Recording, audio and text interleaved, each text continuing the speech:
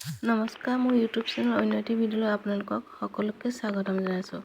মই আজি আপোনালোকৰ মাজলৈ এটা গাহৰি মাংসৰ ৰেচিপি লৈ আহিছোঁ। গাহৰি মাংস কুকাৰত কেনেদৰেনো মই বনাইছোঁ বইল ষ্টাইলত চাওকচোন বাৰু।